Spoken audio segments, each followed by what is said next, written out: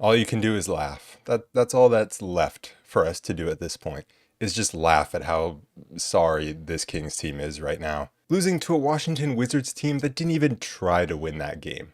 You are a team with Domantas Sabonis, DeMar DeRozan, Zach LaVine, Malik Monk, and you are losing to a Wizards team that didn't even play Jordan Poole in the fourth quarter, that didn't even play Alex Sarr down the stretch. You are losing to a Wizards team that played JT Thor 26 minutes. They closed the game with JT Thor. He didn't have a single point this entire game, and then he hits the three that puts this game away. Do you know how crazy that is to get gamed by JT Thor? JT Thor just packed up this Kings season and threw it away. That's insane. But like I said, all you can do is laugh. And I mean, that's pretty much what I did watching this game. A month ago, maybe watching this type of game, I would have been raging, right? But there's just nothing left at this point to rage about. And JT Thor, this man, JT Thor, destroyed the last little bit of, I don't even want to call it hope, the last little bit of anything that I felt towards this team this season. Because yes, by now the season really was over and this Kings team was never going to do anything. But if you take care of Washington, if you take care of Charlotte, maybe you then win 2 out of your last 4 games after that. You know, you end the season 4-3 in your last 7 games. You can beat Dallas in a play-in game. Memphis has been sliding down the standings. You know, I wouldn't count the Kings out of a play-in game against Memphis. But when you lose to Washington, all that goes out the window. A Washington team that so clearly tried to lose this game. The players don't tank. The players tried to win this game, and that's what mattered. Right? The players caring, the players giving everything. But I mean, the coaching staff of the Wizards, they tried to lose this game. They did everything they could to tank, but you can't out-tank the Kings. And this is why the best way for the Kings to tank the rest of the season and keep their pick is just by doing the exact same thing they've been doing the entire season. It's just by playing your 5 highest paid players all on the court at the same time, because it doesn't work. And even if you take one of them out of the equation and put in a Keon Ellis or something, I mean, it still doesn't work. It's over. You know, this season is over. But because the Suns are so bad, because the Mavs are so bad, although I did just see that I got a notification, Anthony Davis hit a game winner. So the Mavs won, I guess. But the teams around us are so sad that, you know, something might still happen at the end of the season, like a play-in game. If in the most unlikely scenario, a playoff appearance is somehow still possible, again, because just everyone around us sucks. But it is in the Kings' best interest at this point to just lose out the rest of the season, keep the pick, and then not give us any hope, not give ownership any hope for this team. Because this team there's nothing left of it. It needs to be completely redone. Ownership, coaching, players, it all needs to be scrapped. And you know, ownership as well, but that's not going to happen, right? And the thing with Vivek is, I mean, I truly believe that Vivek cares, and I believe he cares a lot about this team. You can see him on the sideline, living and dying by every play, but he's just not good at it. I mean, he's just not good at it, right? He thinks he's good at it, and he's not. That's what it seems like to me. He's not John Fisher, right, of the A's and the Earthquakes, where he, like, doesn't care. I think Vivek cares, but man, is he just not good at this whole NBA ownership running a franchise thing. Because you just look at where this team was at the start of this season or 2 seasons ago, and it's like, how did we get here, man? But I think for me, it's just truly time to open up Tankathon. Look at the lottery standings and try to keep our pick. And so if you want to look at it from a tanking perspective, this coaching staff, this team, the players, they're doing a great job, right? They're losing game after game after game, going down the standings. Like I said, Dallas just won, although they won over the Hawks. So maybe it's not so great because the Hawks now have the same record as us as well, I think. But Miami's coming. They're winning a bunch of games, so they could jump us. You know, we could still keep our pick at this point. I was just watching this game, going with the flow. Whatever happens, happens. I didn't really care if they won. I didn't really care if they lost.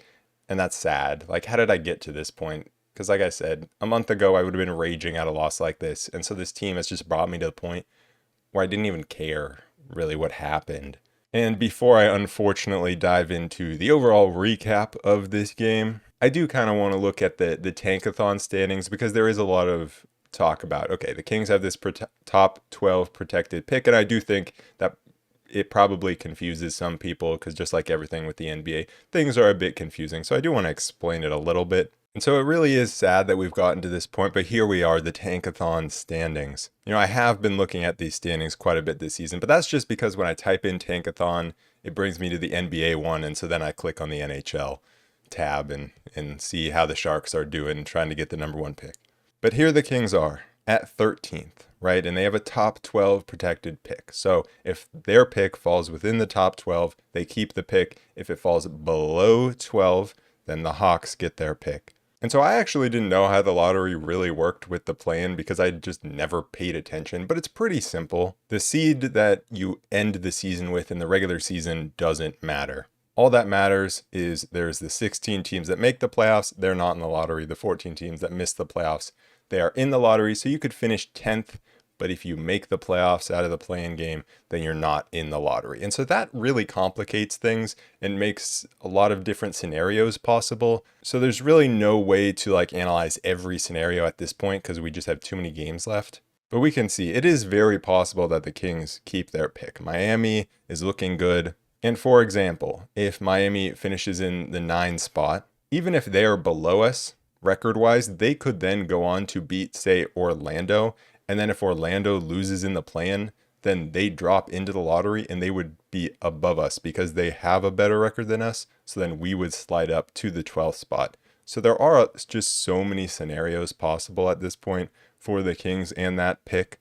But with the way the Kings are playing, we could get passed by Chicago. We could get passed by Phoenix, although they don't have Kevin Durant, so that's probably not going to happen. We'll probably get passed by Miami. And so at this point, we just got to look at the Eastern Conference and root for Chicago, root for Miami, root for Atlanta. That's what we got to do to be able to keep our pick, root for Orlando, and hope that those teams maintain a better record than us and that those things fall our way with the way that the play-in shakes out.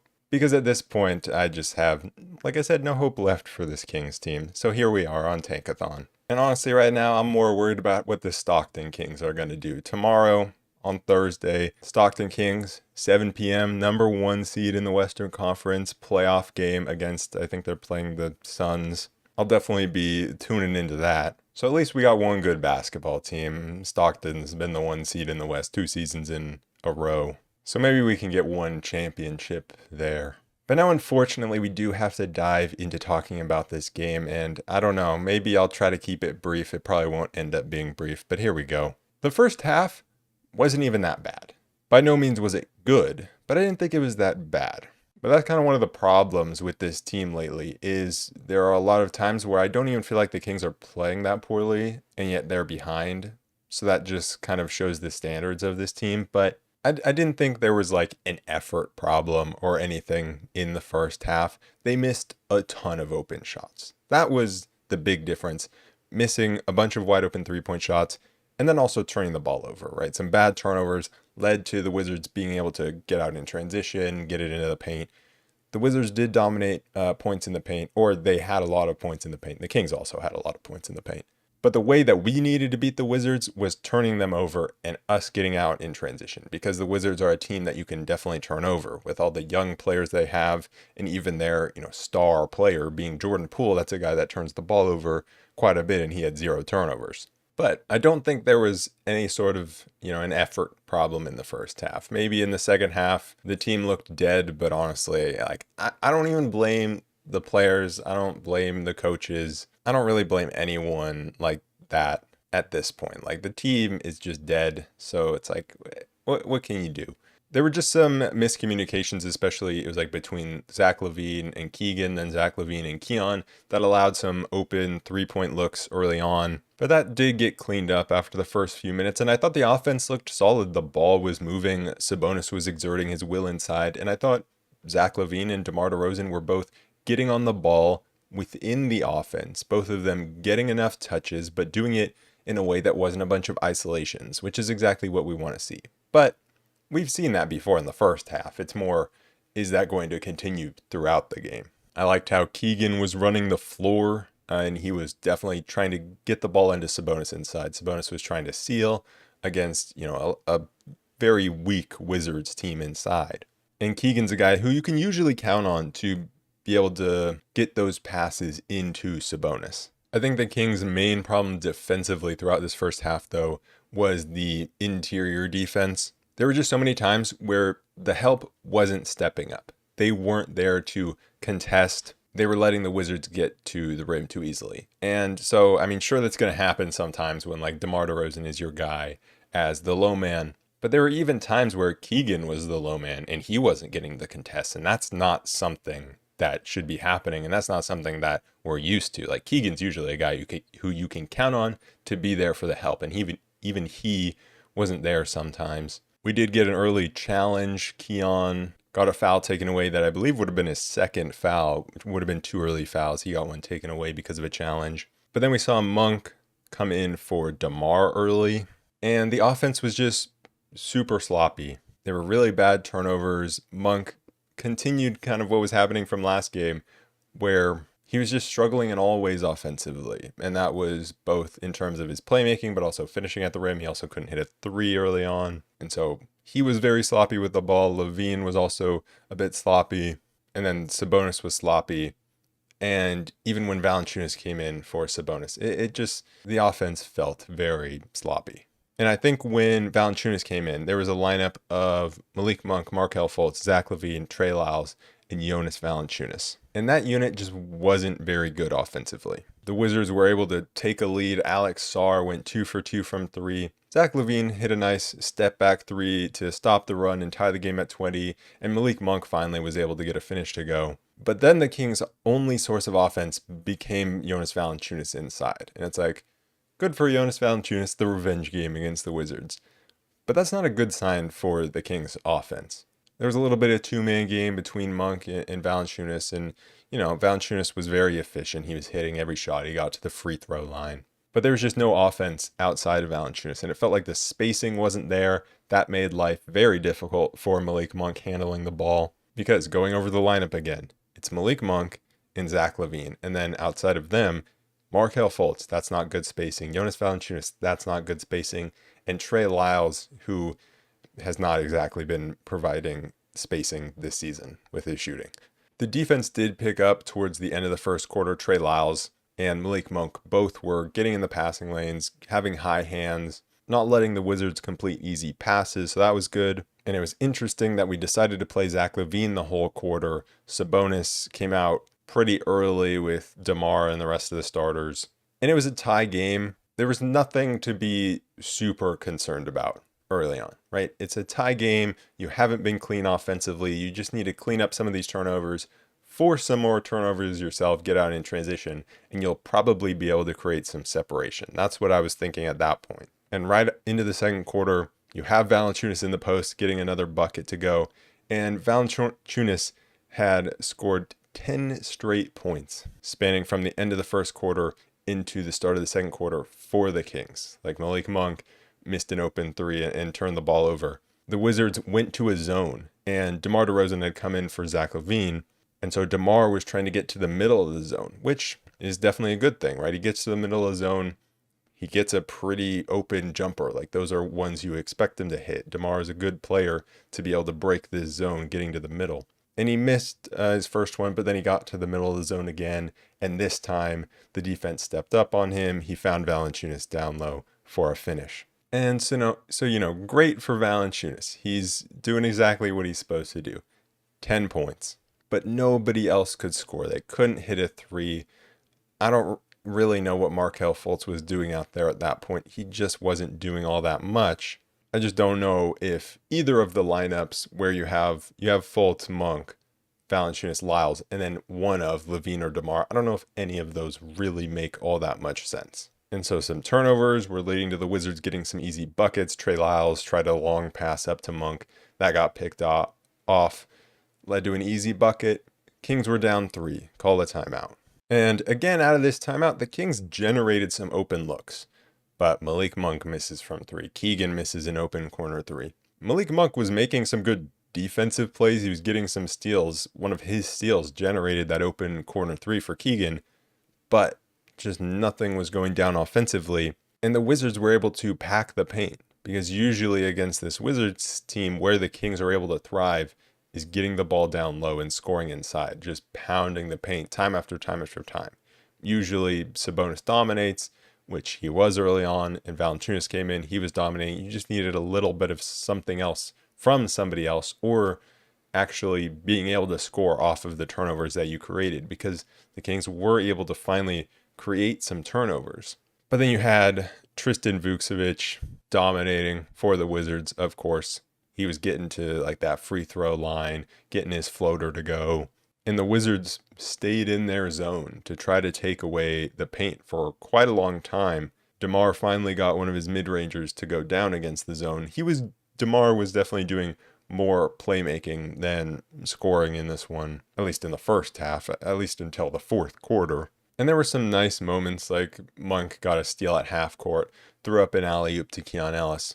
And so the Kings were kind of just hanging with the Wizards with Sabonis on the bench. So I'm thinking, okay, well, Sabonis has been on the bench for like 9 minutes, which is a very long time for him. But that's what the play of Valanciunas allowed us to do, rest up Sabonis. So I'm like, okay, that's fine. As long as we just stay right with him, Sabonis is going to come in. We're going to start dominating this game, right? And Sabonis came in. Malik Monk knocks down a three. I'm like, here we go. But then you have Keegan missing a three again. Keon missing a three again. The shooting was brutal. I mean, the Wizards missed some shots extremely badly. Alex Sarr airballed a three. Bub Carrington, he missed badly on quite a few shots. And so if you look at that, you're like, man, this Wizards offense, it's not good. You should be able to easily beat them, right? But then finally, the Wizards started to get it going. And they got it going before the Kings were able to get it going. Anthony Gill hit a three. Alex Sarr got a couple of finishes at the rim. Justin Champagnie, I had to think. Which Champagnie brother is it? Justin Champagnie had a putback, and the Wizards were able to mount an 11-0 run. I think it was tied 41-41, and then the Wizards went on an 11-0 run. We called a timeout, and even out of the timeout, I thought the play call was just bad, where you have DeMar on the wing, and you're posting Sabonis up, but the Wizards are just able to shade right to Sabonis, and all Sabonis can do is try to kick out to DeMar. And the pass didn't get there. Sabonis turned it over because, again, a guy is coming right at him. But even if that pass gets there, it's like, what is this going to generate? All this is going to generate is either DeMar catching and then taking a long mid-ranger, taking a contested shot, or just reposting Sabonis until we get late into the shot clock and just hope something magically falls to us. A brutal play call out of a timeout. I didn't understand that, especially when you have Zach LaVine in the game. If you want to post Sabonis, have Zach LaVine out on the wing.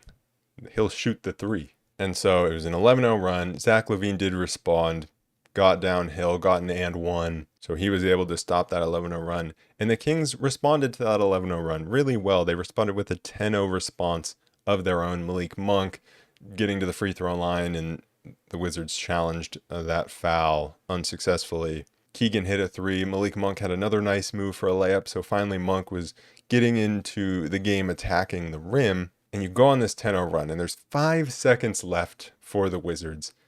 And Jordan Poole catches the ball under his basket, runs the entire length of the court, and gets a wide open layup. How does that happen? It's happened so many times to the Kings this season. It is wild. When the other team doesn't have a lot of time, the Kings just don't want to foul. And so they let the guy right by and just let him go for a layup. It's happened so many times. And so that was frustrating, but it's okay, we're down 3. We should be fine in the second half, right? It wasn't the worst first half ever. The threes are going to start falling. You just have to keep attacking the rim. You have to limit the turnovers, play some better help defense, because when the help was getting there and not allowing the Wizards to get all the way to the rim, that's when the Wizards started turning the ball over in the second quarter. And those are the moments where the Kings could go on big runs, is when you're forcing those turnovers. So if that initial help is there and you force the Wizards to actually try to make a play with the ball rather than getting an easy layup out of pick and roll, that's when they're susceptible to turning the ball over. But the problem was the Kings were just getting picked apart in the pick and roll, and the help wasn't there, and they were getting blown by one-on-one. The Wizards were just able to go pick and roll with the floor very spaced out, with Alex Sarr hitting his threes, with Vukcevic hitting his threes. And so they killed the lineups, especially with Jonas Valanciunas. And so I actually agreed with what Deuce Mason said at halftime. Jonas Valanciunas had 10 points, but he said you should bench him and play Trey Lyles, and I totally agreed. Play Trey Lyles at the 5 because you're getting completely picked apart defensively in the pick and roll. Jonas Valanciunas cannot defend a thing. And on the offensive end, yes, Valanciunas is scoring, but it's not team offense. You need better spacing out there. We need Jake LaRavia back so badly. Please come back. Save us, Jake LaRavia. But yeah, I completely agreed with Deuce. Put in Lyles, who can get out and guard the perimeter. Also on the offensive end, you're just able to space out the floor and allow Malik Monk more space inside. So I definitely thought he was right in that. But at halftime, fast break points 11-9 for the Wizards. Points in the paint 28-26 for the Wizards. The Kings had 7 turnovers. The Wizards had 8. So those numbers, super close. The Wizards having the slight edge in 2 of them. The Kings having the slight edge in another one of them. But this is the Wizards, right? You need to have a much bigger edge. You shouldn't be behind in fast break points to the Wizards. You shouldn't be behind in points in the paint to the Wizards unless you are hitting like every 3, which obviously the Kings were not. And so coming into the third quarter, it started off well. Keegan hit a deep 3, but then what happens right away off that 3? Off that made bucket, Jordan Poole, just like he did at the end of the first half. So remember, like, this may have been 15, 20 minutes apart in real time, but this was like 2 plays apart in the game. Jordan Poole, again, just runs down the floor and easily draws a foul. For some reason, the Kings not getting their defense set, he draws a foul on Levine. I don't know what the confusion was. The only player that saved us a little bit in that third quarter was Keegan. He had 11 points in the third, hit another 2 threes throughout the quarter, had a nice take to the basket. He was our offense. The dribble handoff game between him and Sabonis was getting him open looks from 3. That was working well. But I thought just the defensive effort in that third quarter was brutal. Bub Carrington in transition stepped into a 3. That wasn't even necessarily what was brutal. That was just the start of Bub Carrington heating up. That wasn't awful defense. But the next one, AJ Johnson, just in transition, is able to get a wide open look. And that happened too many times. Bub Carrington, AJ Johnson, those guys getting wide open looks. And some of that happened when Valanciunas was in the game. Like I said, him just not being able to get out to the perimeter allowed too many easy open looks. Keon got a flopping tech, which to me was crazy. Like I hate the flopping technical call so much, because I've explained this before, so I won't go too far into it. If the flopping technical is supposed to stop flopping, right? But the whole point of flopping is that it works. The point of flopping is that it deceives the referee. The point of the flopping technical being implemented is because flopping is a problem because the refs are bad at seeing it. But now you're giving those same refs who are bad at seeing it, now they have the opportunity to call a flopping technical. That doesn't make sense. And you see it called so rarely. It looked like Sarr definitely gave Keon a bit of a forearm there. And he gets hit with a flopping tech. It probably should have been an offensive foul. Instead, it's an easy bucket and a technical free throw. I hate the flopping tech so much because it's rarely used. And when it is, it's not even used well because, again, the reason that it even exists is because the refs are bad at applying it. But the Kings went down 8 there, but they responded with a couple nice plays. Sabonis attacked Alex Sarr, got a bucket. DeMar takes the charge on the other end. Felt like we were taking momentum back.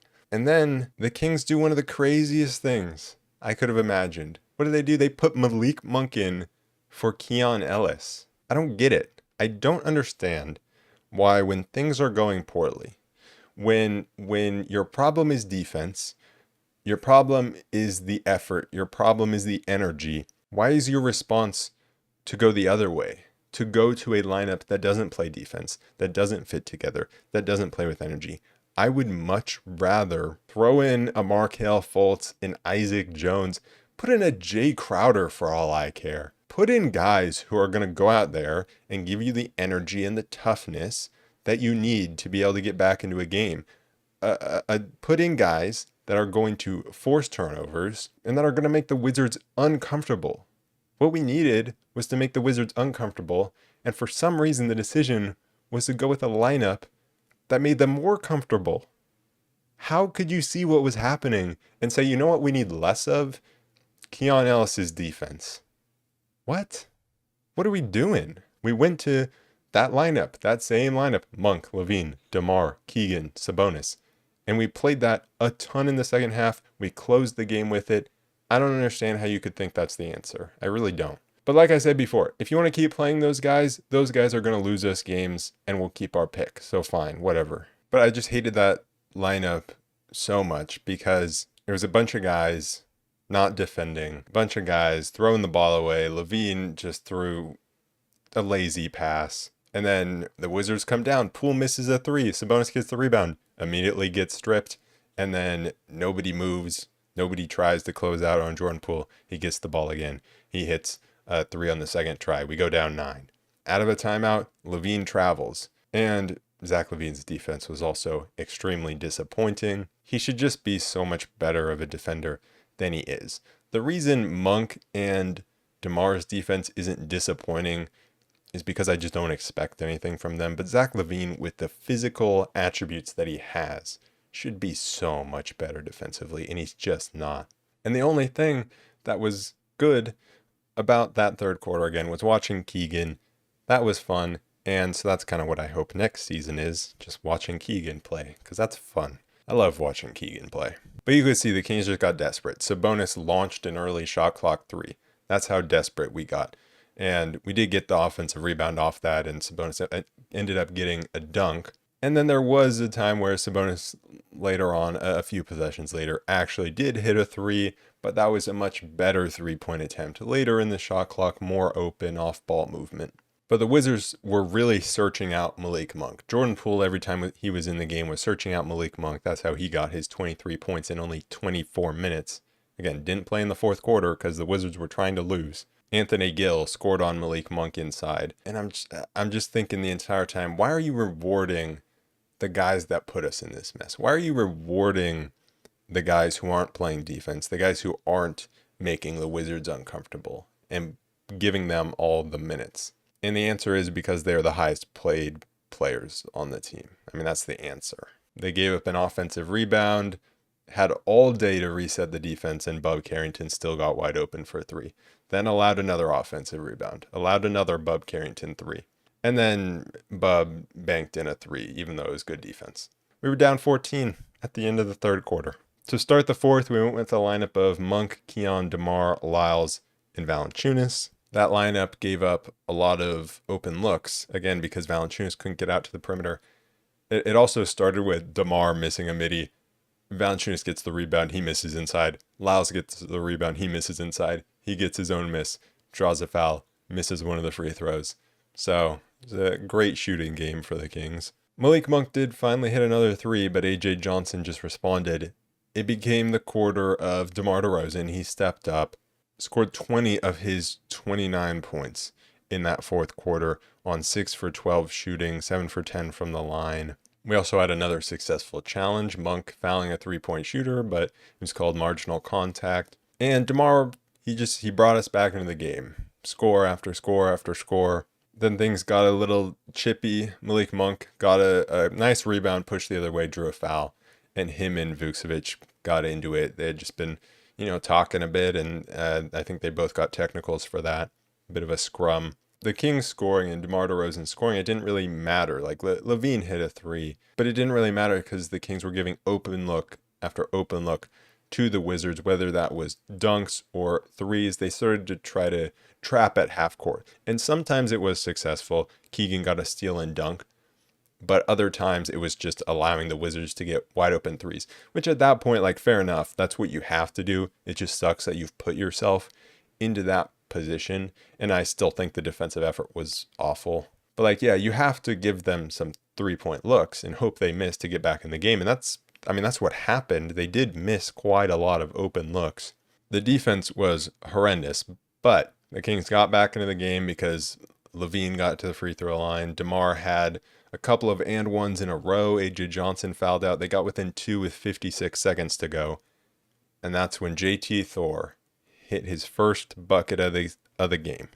J.T. Thor, a 3-pointer to put them up 5. And then DeMar goes down. It looked like he got fouled, but he didn't get the call. And the Kings go down 7 after the free throws. DeMar went down, scored, and then the Wizards actually missed both of their free throws. So it was a 5-point game, still enough time. The Kings had a chance. And then what happens? The ball gets to Zach LaVine, and for some reason he doesn't just take the three, which I think was just like the perfect moment, because LaVine, once we went down 12 with like 5 minutes to go or whatever, he hit a three. He was able to attack. And then once we get within 5 and we actually have a chance, with like 10 seconds left on the clock and we're down 5, and he's behind the 3-point line with the ball, he doesn't shoot, and he passes it to DeMar, and DeMar like gets off a late leaning horrible shot, right? So I just think it's perfect. We go down 12, he shoots, we actually get within 5, he doesn't shoot. There's nothing to be positive about from this game other than we're closer to keeping our pick. And maybe Keegan. Like, woo, Keegan had 18, other than that. In a loss to the Wizards like this, there's just almost nothing that the team could have possibly done right, because it takes so little to beat the Wizards. The Kings have as many away wins as the Wizards have total wins. It's so insane that the Kings lost this game, because it's not like the Wizards had some insane shooting game. They shot under 40% from 3. The Kings were down at halftime.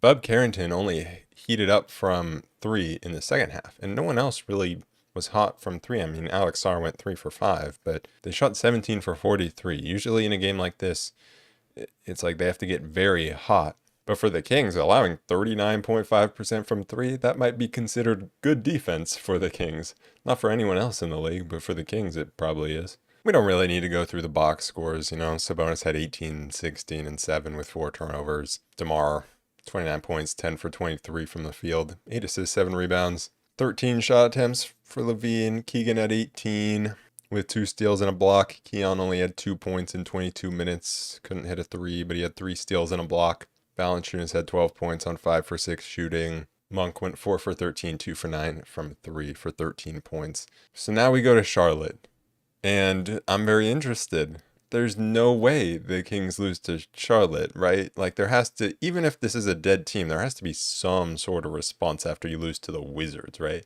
There's no way the Kings are going to lose to Charlotte. There's no way, right? That would just be insanity if they lose back-to-back against Washington and Charlotte. It's always funny when I look at box scores and see Daquan Jeffries in a box score. Daquan Jeffries was a guy on the Kings that I loved. I loved Daquan Jeffries. I thought he was going to be a solid NBA player, end of the rotation guy. I thought he was going to be solid. And to his credit, he's stuck around the NBA. Like, he played 24 minutes in the Hornets last game. He's been on the Knicks. He's only 27, which is kind of wild. Like, I don't know. It feels like it's his 10th season. It's his 5th season, or maybe his 6th season. But you don't usually see guys like that like stick around for as long as he has, where they've never really been a part of a rotation, but somehow they just stick around for a very long time in the league. So shout out to him. I hope we see him play against the Kings. But let's play a game. Let's play who's going to go off for the Hornets against the Kings. The obvious would be Miles Bridges, but let's look for someone else. It could be like Nurkic as well. But I'm thinking Josh Green. I think Josh Green is a good candidate to go off against the Kings. Maybe Tijan Salon as well. Those are the 2 guys I'm looking at for the Kings to allow a lot of points to. At this point, against the Hornets team, there are no keys to the game. There's no game plan. It's just play hard and you beat them, So we'll see if they're able to do that. Anyways, that is it for this episode of the Roll Report. I will be back on Friday to recap that game against the Hornets. So I will see you guys then. Or not, because maybe you've given up on this team. But yeah, peace.